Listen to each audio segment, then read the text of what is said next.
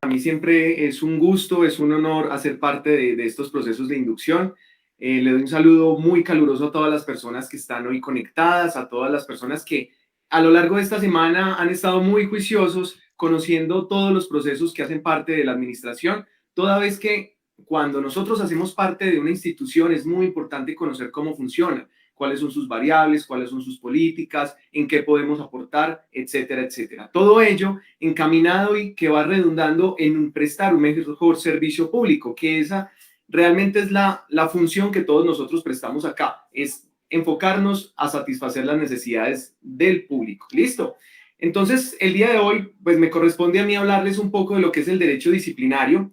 Previo a la presentación, pues yo quiero hablarles un poco de dónde se ubica el derecho disciplinario dentro del organismo legal colombiano. Es importante que ustedes tengan en cuenta que nuestro ordenamiento jurídico le da al Estado la potestad de ejercer algo que se llama el ius puniendi. Ese ius puniendi es la potestad sancionatoria del Estado. Entonces, cuando ustedes escuchen esa palabra ius puniendi, entonces ustedes van a decir, bueno, eso es porque el Estado tiene la potestad de sancionar. ¿De sancionar por qué? Por diferentes conductas en que pueden incurrir los seres humanos que hacen parte de ese Estado. ¿Listo? Entonces vamos a ver que el derecho sancionatorio, esa potestad sancionatoria se divide en 4 partes. El derecho penal, que ustedes lo conocen y que realmente pues es muy mediático en los medios. El derecho disciplinario, que es el que vamos a hablar hoy. El derecho contravencional y el derecho correccional. ¿Listo? Entonces vemos que el derecho sancionatorio tiene 4 vertientes. A su vez, vamos a ver que el derecho disciplinario se descompone en otras 4 vertientes. Entonces vamos a ver que el derecho disciplinario tiene 4 connotaciones. La primera, que es el derecho disciplinario administrativo. La segunda, que es el derecho disciplinario jurisdiccional. La tercera es el derecho disciplinario que le atañe a las profesiones liberales. Y el cuarto, el que le atañe a las organizaciones privadas. Frente a lo que es el primero, el derecho administrativo sancionatorio, derecho disciplinario administrativo sancionatorio, tiene que ver con el rol que se ejerce en las autoridades administrativas. Estas son las personerías municipales, las oficinas de control interno disciplinario y la Procuraduría General de la Nación. Recientemente salió una norma, que es la Ley 2094 de 2019, la cual le otorgó unas facultades jurisdiccionales a la Procuraduría, que es una norma pues, que tiene amplia discusión, para sancionar a aquellos funcionarios de elección popular. Pero digamos que frente a lo que nosotros nos corresponde como servidores públicos de esta administración y lo que nosotros tenemos que tener claro es cuáles son las autoridades disciplinarias que podrían investigarnos y sancionarnos en un caso dado. Que estas son, lo repito, las oficinas de control interno disciplinario, las personerías municipales y la Procuraduría General de la Nación. De ahí nos vamos al derecho disciplinario jurisdiccional. Cuando hablamos de jurisdicción, eso tiene que ver más que todo con lo que aplican los jueces. Entonces, listo, los jueces, ¿de qué están investidos? Entonces vemos que la ley, la norma, les otorga a ellos unos poderes amplísimos para sancionar ciertos servidores de especiales características. En este caso, en Colombia hay una entidad de reciente creación que es la Comisión Nacional de Disciplina Judicial y hay unas comisiones seccionales, lo que antes se conocía como el Consejo Superior de la Judicatura.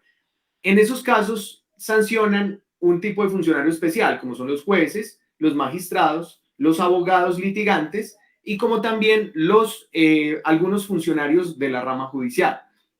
Entonces vamos a ver allí que entonces se descompone, ya vimos las 2 primeras, derecho disciplinario administrativo, derecho disciplinario jurisdiccional. Ahora vemos las profesiones liberales. Hay una especie de sanciones que se ejercen para ciertas profesiones y cierto régimen disciplinario propiamente para esas profesiones liberales, como tal, como son el Comité de Ética Médica, como es también una junta, la Junta de Contadores, etcétera, donde se asocian todas aquellas personas que hacen parte de esa profesión y estos entes podrán investigar y sancionar a aquellos profesionales que tengan alguna falta. Eso se ha querido funcionar inclusive con los profesionales del derecho, con los abogados, a través de colegios de abogados. Sin embargo, esa potestad radica exclusivamente en esa Comisión Nacional de Disciplina Judicial, como se los conté.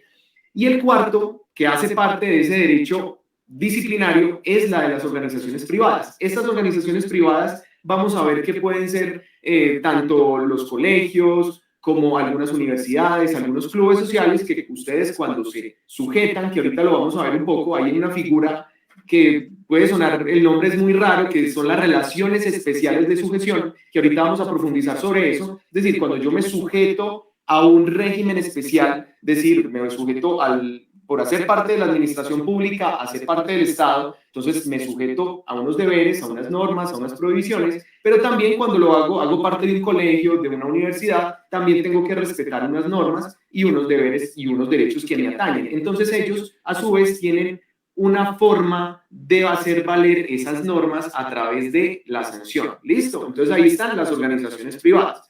Para lo siguiente que quiero compartirles, voy a presentarles pantalla para hablarles un poco de lo que son las relaciones especiales de sujeción. No sé si ahí en este momento ven la pantalla.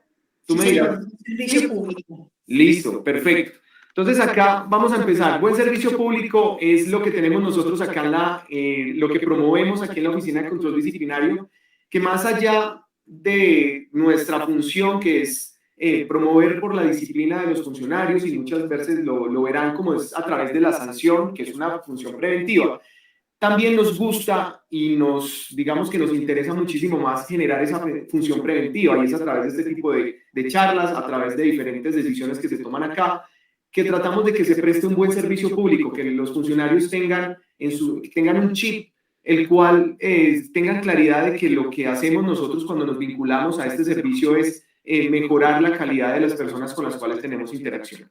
Entonces, vamos a continuar acá un poco. A mí me gusta mucho compartirles algunas imágenes diferentes como para que podamos ver un poco las perspectivas que podemos tener nosotros como seres humanos. Entonces, no sé, ¿ustedes qué ven en esta imagen? No sé, me pueden escribir al chat, pueden participar, pueden abrir el micrófono, no sé, ¿ustedes qué ven ahí? Y yo ya les cuento, los que sepan de arte sabrán qué es, pero algunas personas me dirán, venga, ¿y esto cómo así que arte? Pero bueno, no sé, ¿qué cosas ven ahí? ¿Qué ven ahí? Eso como que es qué. Recuerde que por el chat está habilitado y si él no lo ve, yo lo voy leyendo entonces a ver qué es lo que van diciendo. ¿Quién da más? A ver.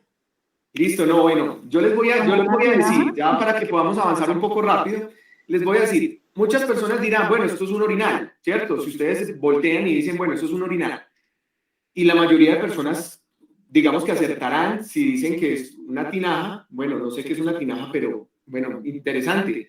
Entonces ahí vemos que hay una forma de ver las cosas y es totalmente válido, ¿cierto? Que dice que es una tinaja. Nayib, muchas gracias por participar.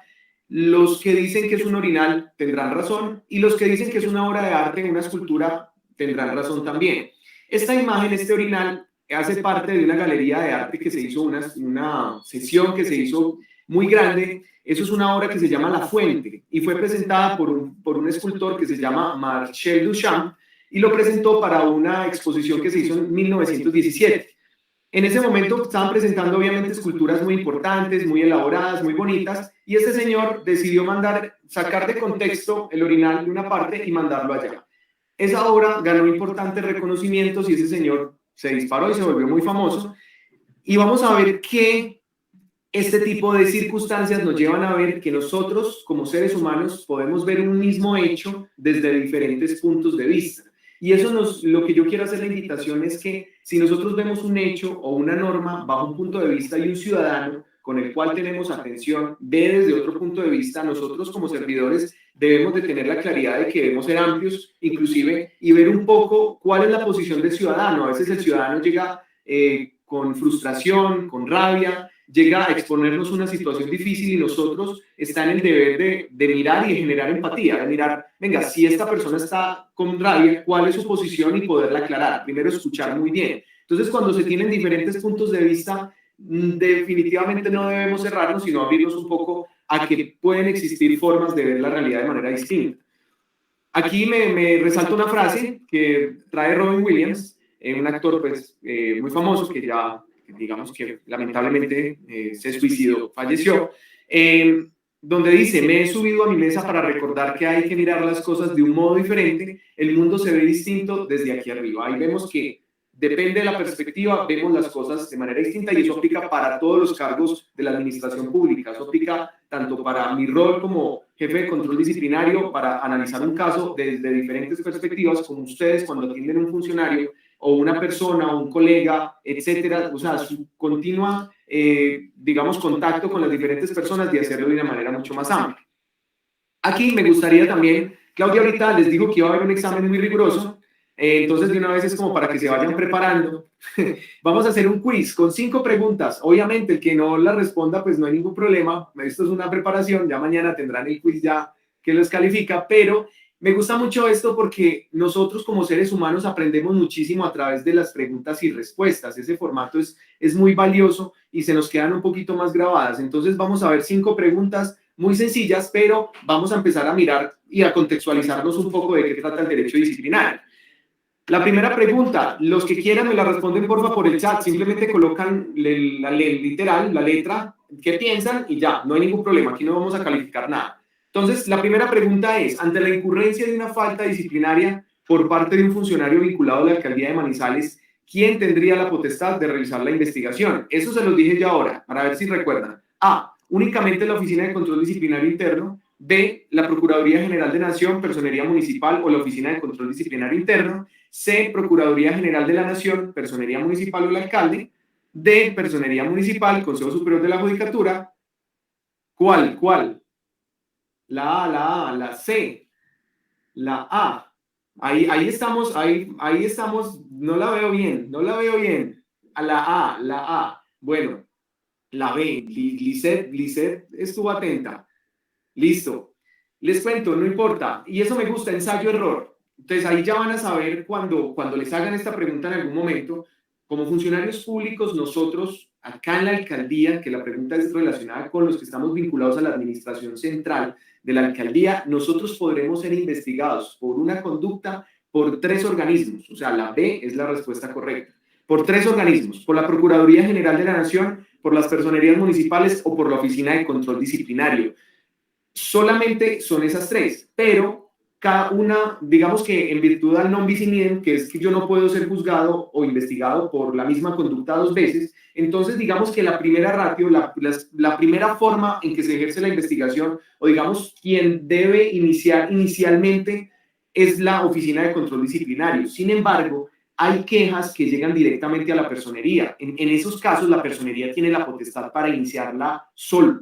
Inclusive la Procuraduría Provincial. Llega una queja a la Procuraduría Provincial y ellos podrían iniciar una investigación en contra de cualquiera de nosotros como servidores públicos de la alcaldía. Es decir, cualquiera de las 3 está facultada para iniciar una investigación y sancionar en esos casos. En el caso de la Procuraduría y la Personería, ellos tienen otra figura que se llama el control preferente, en el cual ellos podrían inclusive solicitar que un proceso vaya a la Procuraduría y ellos investigarlo de manera preferente, es decir, desplazar la competencia de la personería o de la Oficina de Control Disciplinario y ellos absorber, digamos, ese conocimiento de ese caso. Tengo una pregunta acá, ¿y los funcionarios del nivel directivo, quién tendría facultad para abocar el conocimiento? Muy buena pregunta, Jason Hernando.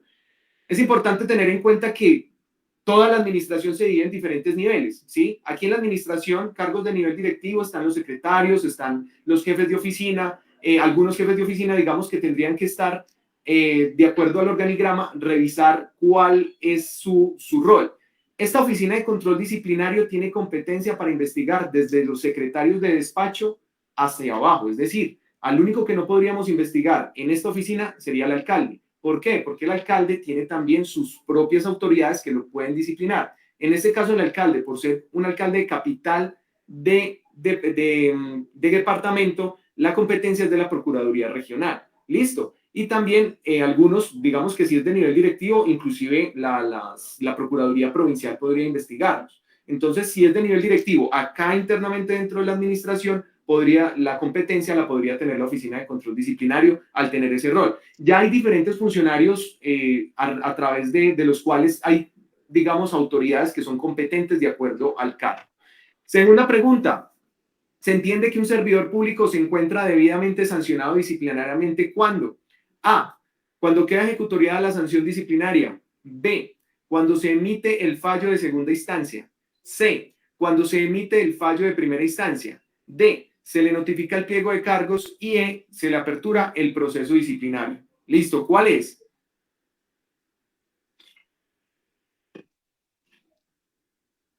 La B, por ahí vi la A, Laura Natalia, muy bien. La E, la C, la B, la A, Nayib Lisset, la A, John Edison.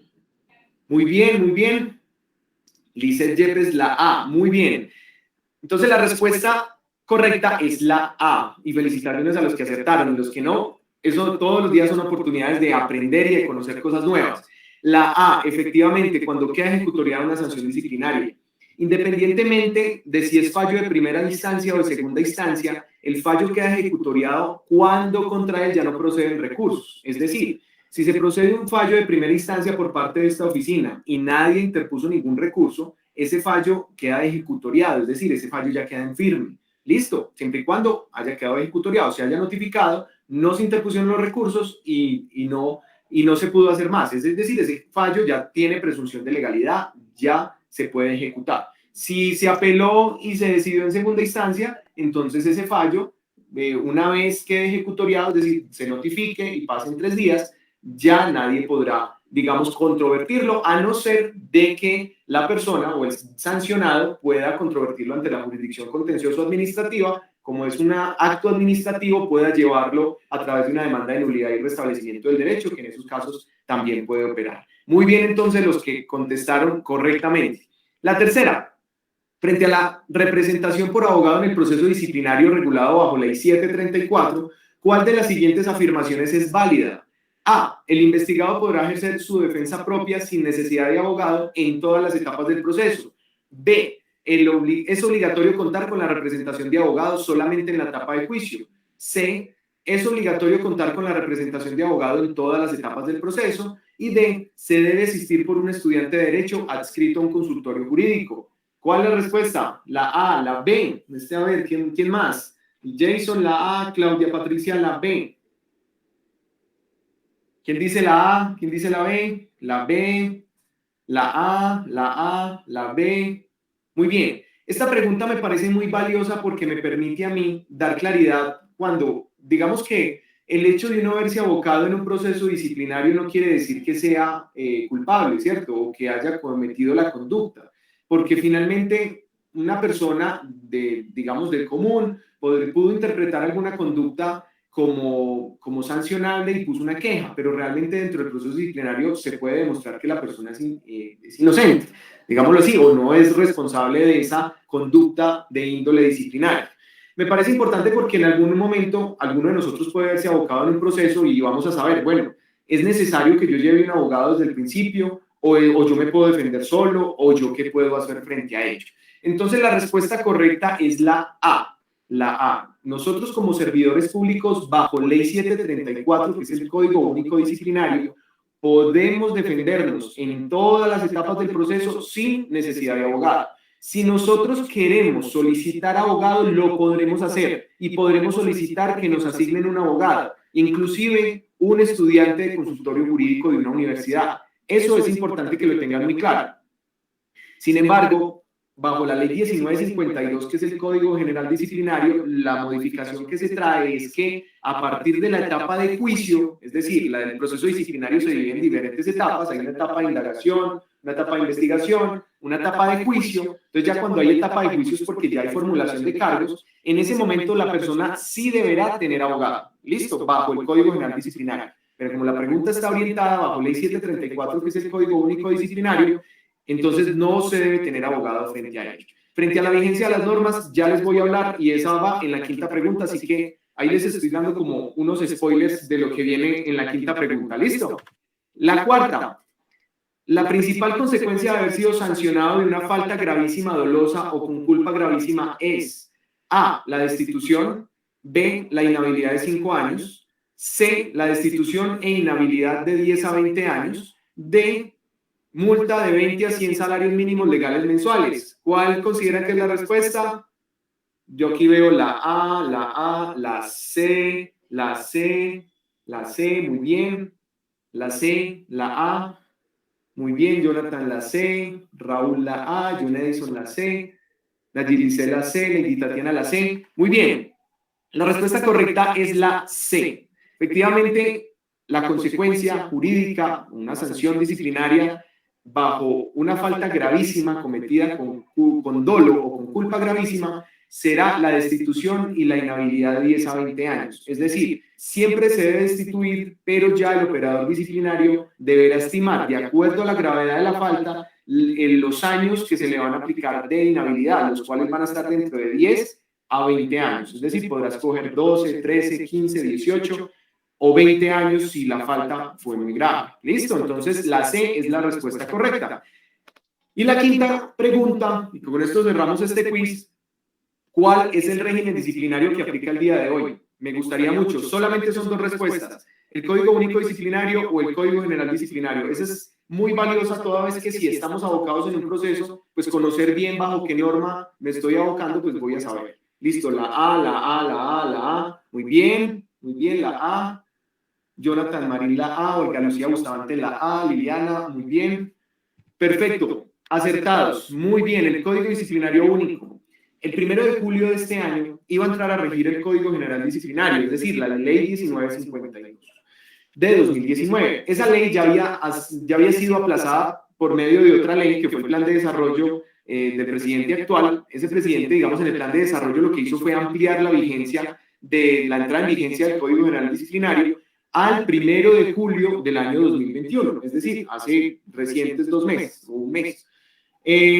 Previo a eso, la procuradora nueva, que se llama Margarita Cabello, lo que hizo fue promover una ley express que se promovió casi que en un mes, discutieron la ley y la sacaron rapidísimo, que es la ley 2094 de 2019.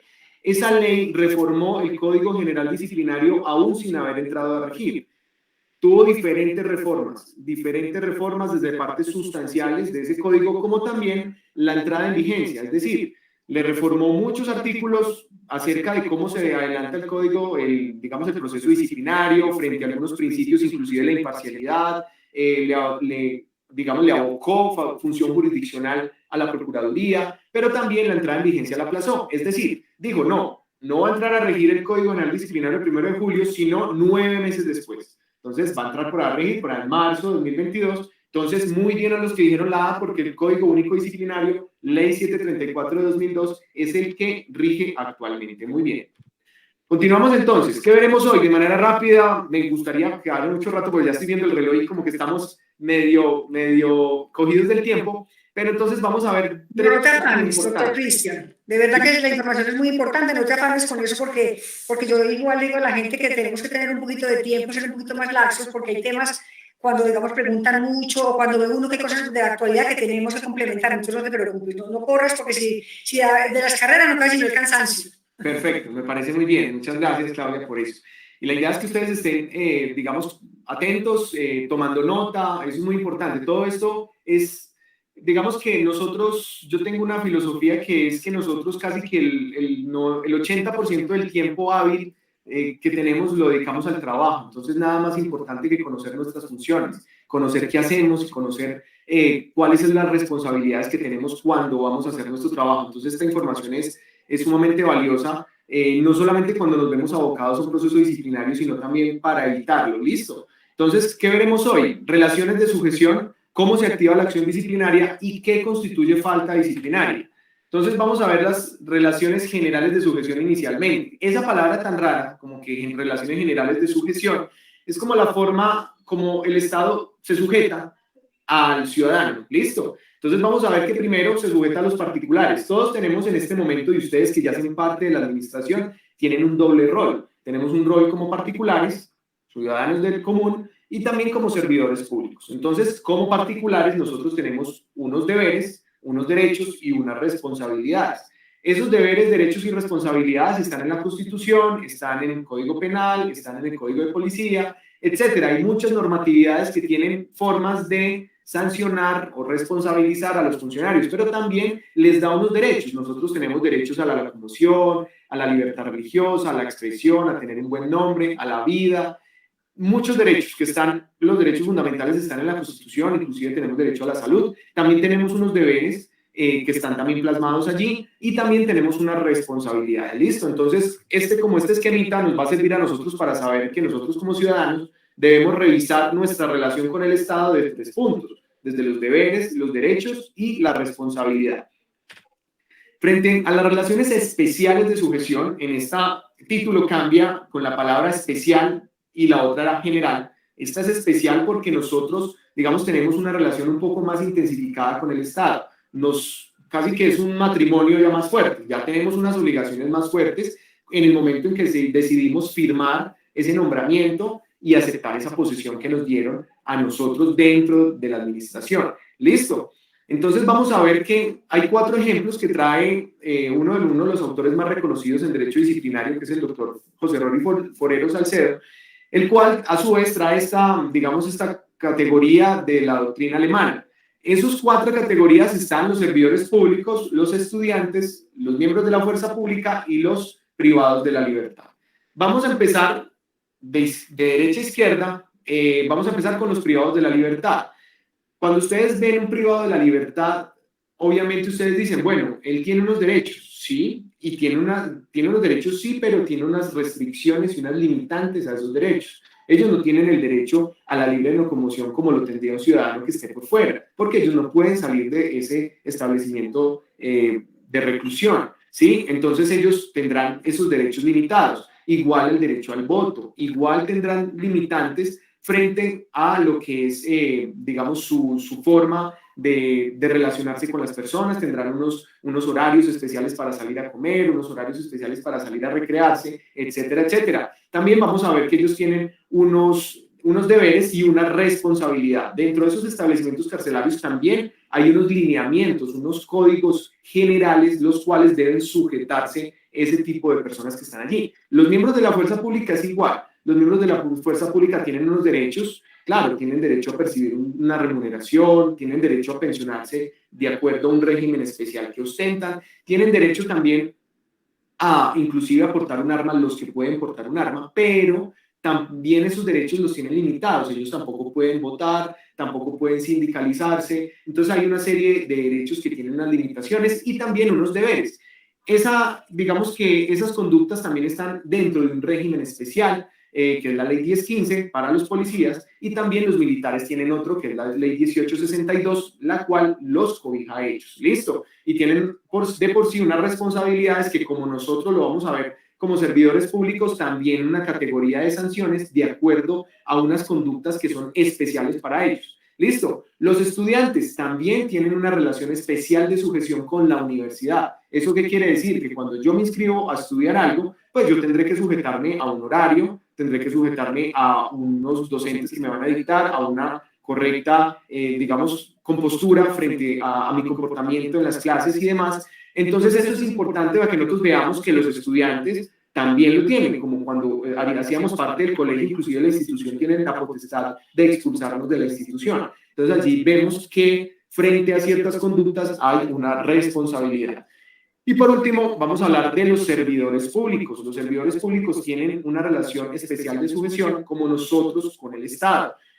Cuando nosotros aceptamos cumplir unas funciones, nosotros casi que nos correlacionamos directamente con nuestra función y con el propósito del cargo, ¿sí? Y también con una serie de deberes que están plasmados en diferentes códigos, normas, etcétera. Los que se encargan de ejercer contratación estatal pues tendrán que estar muy pendientes de lo que es la ley 80, la ley 1150, entre otras normas. Los que ejercen la potestad, digamos, como inspectores de policía, pues tendrán que saber cuál es el código de policía, cuáles son las normas que le atañen, entre otras normas que son generales, como el código único disciplinario para este caso, donde hay unos deberes que son genéricos para los servidores públicos, unas prohibiciones que también son genéricas y también unas faltas gravísimas. Son catálogos que están allí donde nosotros vamos a poder observar cuáles son nuestros deberes. Inclusive, como lo decía en la charla pasada, uno de los deberes que tenemos es capacitarnos por nuestra propia cuenta. Es muy importante. Todo este tipo de ejercicios son muy valiosos para que ustedes conozcan un poco, digamos que queden con la inquietud de ir a mirar, venga, voy a estudiar mejor mi manual de funciones,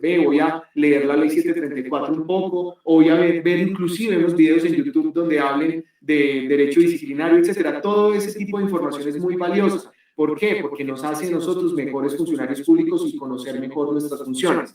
También se habla, el servidor público al posesionarse deberá jurar y cumplir y defender la Constitución. Claro que sí, nosotros por Constitución tenemos el deber de cumplir las normas. Es decir, como lo decía Claudia inicialmente, el desconocimiento de la norma no sirve de excusa, las debemos cumplir y mucho más nosotros como servidores públicos. Y también la tercera, que es el del artículo 6º de la Constitución, dice, los particulares no son responsables ante las autoridades por infringir la Constitución y las leyes, y los servidores públicos lo son por la misma causa y por omisión o extralimitación de funciones.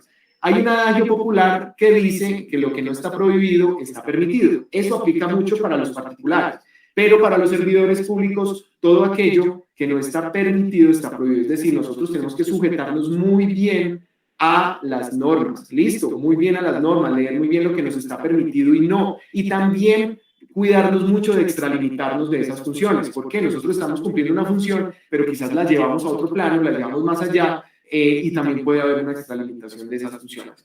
Y la ley determinará la responsabilidad de los servidores públicos, la manera de hacerla efectiva. Listo, vamos a mirar entonces, para nosotros saber dónde estamos parados en la administración es vital saber cuál es la diferenciación o las categorías que hacen parte y cuáles son los servidores públicos. Los servidores públicos, según el artículo 123 de la Constitución, son los miembros de las corporaciones públicas, los empleados y trabajadores del Estado y de sus entidades descentralizadas territorialmente y por servicios. Frente a la tercera categoría, inclusive está con un color diferente porque los particulares no son servidores públicos, es importante que lo tengan en cuenta. Sin embargo, en algunos casos, cuando esos particulares prestan función pública o manejan recursos públicos, podrán ser disciplinables por, en este caso, la Procuraduría ostenta privativamente esa potestad de regular a los particulares o, digamos, de sancionarlos.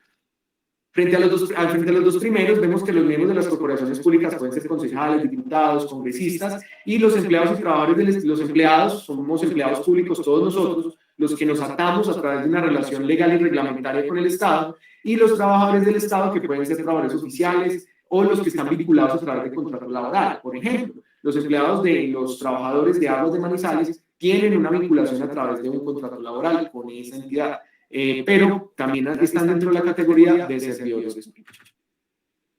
Entonces acá, ¿cómo se activa la acción disciplinaria? Ya nosotros, bueno, distinguiendo un poco, ya sabemos un poco cuál es nuestra condición como servidores públicos, por qué estamos acá y cuáles son las implicaciones de tener esa relación tan estrecha con el Estado. Entonces vamos a ver de qué manera se puede activar una acción disciplinaria en contra de un servidor público como lo somos nosotros. Entonces, se puede activar de oficio, quiere decir que se activa por la iniciativa de las oficinas de control interno disciplinario, por el operador disciplinario, por el personero municipal o por los procuradores que ejerzan función disciplinaria. Eso es valioso. ¿Por qué? Porque en algún momento que se detecte que hay alguna anomalía, alguna irregularidad, por cualquier medio que amerite ser investigada, pues el operador disciplinario podrá hacerlo de oficio. Sin necesidad de que otra persona venga y traiga una queja o un informe. Por información proveniente de servidor público o de otro medio. Eso es muy importante, digamos que es muy común, toda vez que hay muchos servidores públicos que nos remiten a nosotros información relevante que tiene que ver con faltas disciplinarias, porque se puede advertir por ejemplo, en un colegio se pudo advertir alguna circunstancia anómala, entonces la rectora estima enviarnos a nosotros para que investiguemos a un docente que ocasionó X o Y circunstancia que pudo afectar digamos, la función pública. Entonces, eso es muy importante.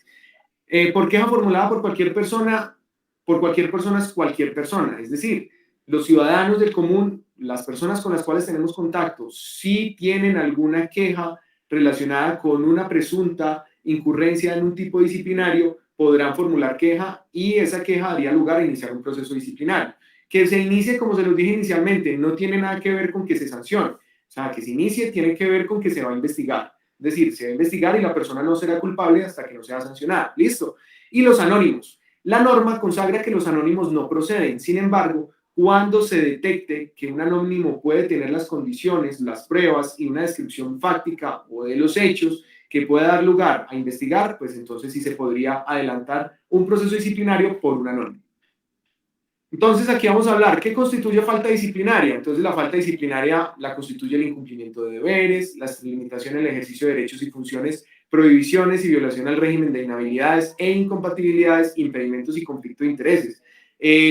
Y lo último es que todas estas, sin estar amparado por causal de exclusión de responsabilidad. Cada una de estas categorías es muy amplia, es decir, daría para otra charla.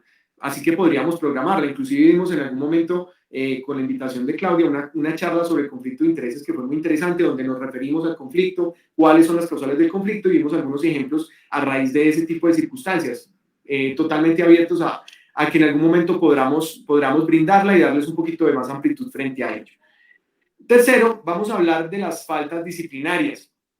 Vamos a vernos, como lo he venido diciendo, que la fuente de la cual el proceso disciplinario se puede adelantar, el proceso disciplinario tiene tres características: tiene que haber tipicidad, tiene que haber otra categoría que se llama ilicitud sustancial y otra que es culpabilidad, ¿sí? Entonces, al nosotros revisar la tipicidad, es decir, la norma que esa persona infringió, ¿dónde está la norma? Entonces vemos el código disciplinario, revisamos que había un deber o una prohibición que se incumplió y luego nos remitimos cuál fue el deber, entonces lo vamos a buscar, son normas abiertas o de reenvío, entonces vamos a buscar en el manual de funciones, vamos a buscar en otras categorías, digamos en la ley ya mucho más abierta, en el caso que planteé de la ley 80, entonces vamos a mirar qué principios de la ley 80 o de la contratación estatal se fueron infringidos, entre otros principios que se pudieron afectar.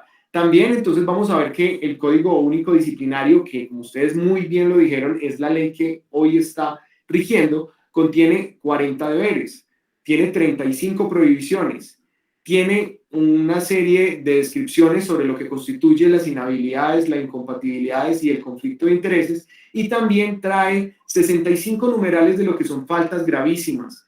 Entre las faltas gravísimas está la comisión de delitos, es decir, una persona que hurte, una persona que afecte los derechos fundamentales de otra persona o delitos inclusive de carácter sexual, unas agresiones sexuales, un abuso, etcétera, podría ser investigado tanto por la autoridad penal como por la autoridad disciplinaria. Otro caso, hay un peculado por apropiación, se perdieron algunos recursos, puede ser investigado por la vía penal, puede ser investigado por la vía disciplinaria y también puede ser investigado por la responsabilidad fiscal, por la Contraloría General.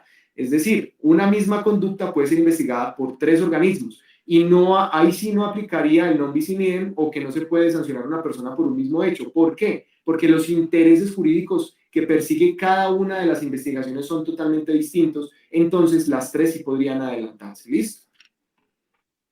Aquí por último, yo creo que el tiempo nos dio perfecto. Me gusta mucho cerrar con esta frase: toda vez que nosotros en nuestra condición de seres humanos no somos perfectos, podemos incurrir en errores. Sin embargo, es importante que nosotros podamos preguntarle a nuestro compañero. Aquí hay una red de apoyo muy grande, más allá de ser compañeros de trabajo, pues somos personas cercanas, somos familia, casi que con muchas personas entablan relaciones muy cercanas. Entonces no nos dé pena preguntar. Realmente una pregunta oportuna puede evitar un proceso disciplinario, un proceso penal o un proceso fiscal. Entonces, esta frase es muy vital. Dice: aprender de los errores es mucho más usual y enriquecedor que aprender de los aciertos. Si no cometemos, no comprendemos lo que nosotros u otros hicieron mal, corremos el riesgo de repetir esos errores. ¿Por qué cometer los mismos errores habiendo tantos errores nuevos por cometer? Entonces, quiero agradecerles muchísimo por la atención. Si tienen preguntas, son bienvenidas totalmente. Les agradezco por la oportunidad, espero que les vaya muy, muy bien en la función pública, en su rol, entendiendo siempre que lo que buscamos nosotros como servidores públicos es cumplirle a la ciudadanía, es buscar el interés general, es proponer y buscar nuevas maneras de hacer las cosas mejor, no quedarnos con lo que hay, sino buscar nuevas alternativas, que las cosas puedan mejorar, evolucionar, que podamos mejorar mucho nuestro espacio de trabajo. Inclusive recuerdo una frase muy valiosa que es hacer del ordinario algo extraordinario, es decir, buscar hacer las cosas muy bien es lo que a nosotros va a marcar como servidores públicos, y como buenos servidores públicos vamos a garantizar obviamente que se satisfagan muchas necesidades de la comunidad. Muchísimas gracias, Claudia, y muchísimas gracias a todos por su activa participación.